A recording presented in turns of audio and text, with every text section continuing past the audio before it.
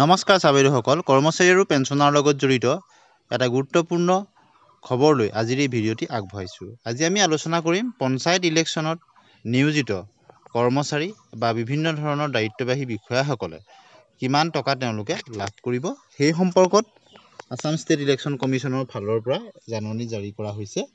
আপোনালোকে স্ক্ৰীনত নিশ্চয় দেখিছে আৰু আপোনালোকে দেখিছে আসাম ষ্টেট ইলেকশ্যন কমিশ্যনৰ দ্বাৰা প্ৰকাশ কৰা হৈছে এইখন জাননী 4 এপ্ৰিল তাৰিখত। আৰু কোনে কিমান লাভ কৰিব আপোনালোকে দেখিছে, যিখিনি ষ্টেট অফিচাৰ জনেৰেল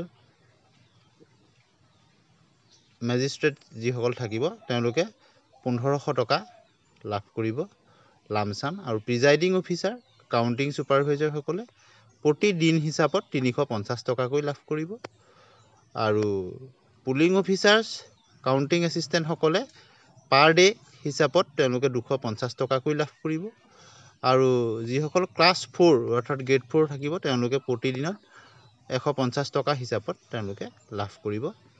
আৰু ঠিক একেদৰে পেকেট লাঞ্চৰ পৰা আদি কৰি এইখিনিৰ কাৰণে 150 টকাকৈ থাকিব পাৰ হেড পাৰ ডে হিচাপত। আৰু আপোনালোকে দেখিছে, আৰু ভিডিঅ' ছুপাৰভাইজাৰকে আদি কৰি বিভিন্ন ধৰণৰ যি টীম থাকে তেওঁলোকৰ ক্ষেত্ৰতো ৰিমুনাৰেশ্যনটো যিটো তেওঁলোকক প্ৰদান কৰা হ'ব দেখিছে আপোনালোকে ₹1200 লামচাম। তাত বহুকেইটা কেটেগৰী অন্তৰ্ভুক্ত হৈ আছে, আৰু যিসকল মাইক্ৰ' অবজাৰ্ভাৰ থাকিব তেওঁলোকৰ ক্ষেত্ৰতো আপোনালোকে দেখিছে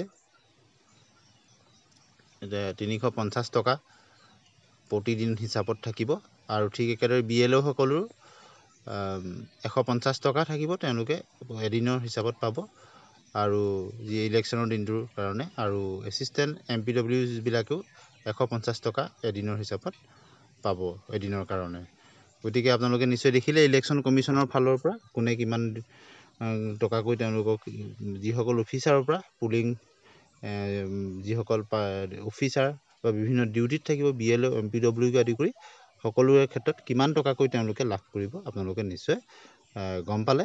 আৰু কিছুদিনৰ আগতে আপোনালোকে যিখিনি পঞ্চায়ত ইলেকশ্যনৰ লগত জড়িত আৰু কিছু ইনফৰ্মেশ্যন আমি শ্বেয়াৰ কৰিছিলোঁ, যিখিনি অসম চৰকাৰে কেবিনেট ডিচিশ্যনৰ যোগেদি কৰিছিলে, যিসকল ইয়াত পঞ্চায়ত ডিউটিত তেওঁলোকৰ নিহতসকলৰ বা নিকট আত্মীয়লৈ কি প্ৰদান কৰিব।